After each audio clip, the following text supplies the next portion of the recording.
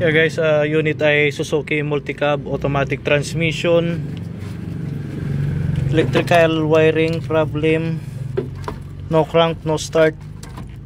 So nag-trace tayo ng electrical wiring para sa starter kasi yung starter natin ayaw mag-crank, ayaw mag-redondo. Tapos troubleshooting. So yung ano pala natin, yung starter nakakonik dun sa shifter ng automatic transmission. So bali ang pinaka problema niya itong inhibitor switch or yung manual lever position sensor na tinatawag. Bali ang gagawin natin dito ay lilinisin lang para magkaroon uli ng contact itong black red saka yung ano natin, yung blue na blue black. Pero dito ang nakalagay sa kanya ay black yellow, pero blue black ito. Black red papuntang starter motor, tapos yung blue black papuntang relay ng starter, pero dito sa inhibitor switch nakalagay sa kanya ay blue yellow. Pero kung i-actual natin dito sa ano, sa wiring niya dito sa ilalim,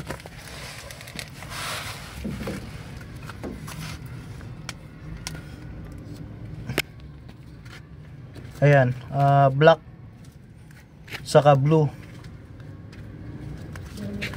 Tapos dito naman ay black and red. So ayan yung cut off ng ano natin, starter. Kaya pala ayaw umandar gawa ng yung ano natin, yung sensor dito sa may transmission ayaw mag-contact. So gawin muna natin ito.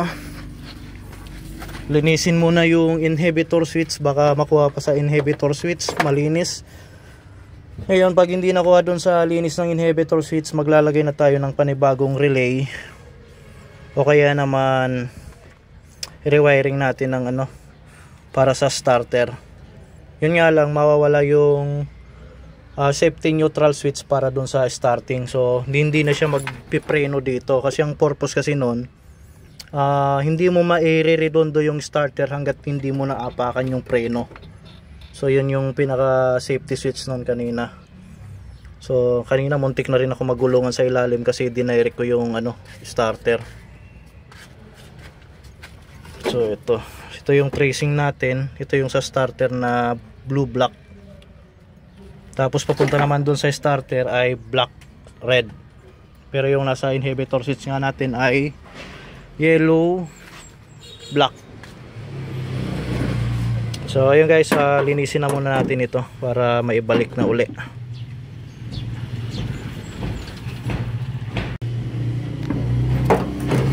So ayun guys, nalinis na natin tong ano, inhibitor contact nya. So, wala na yung mga carbon build up. So sana umukay na siya para hindi na tayo magpalit ng inhibitor switch or mag-rewiring. So ibabalik na lang muna natin ito para matry na uli.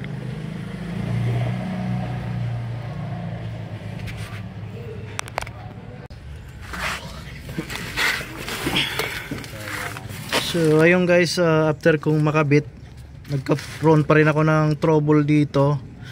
Gawa ng nawala sa alignment yung ano natin, inhibitor switch. So ayaw pa rin mag-contact ng starter, kaya ang ginawa natin dito, i-re-align natin tong pinaka inhibitor switch para mag-contact uli sa starter. So na wiring ko na rin, naibalik ko na yung mga wiring.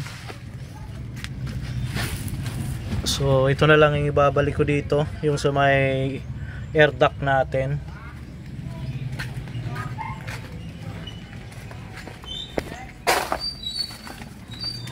Tapos yung sa fuse box natin, okay na to. Yung binuksan natin na wiring kanina, okay na rin. So nabalik na natin yan lahat. Tapos kanina sinubukan ko na rin itong paanda rin. Tapos pinalitan ko na rin yung pinaka shifting bushing dito kasi basag na. So ngayon okay na to. May start na uli, one click.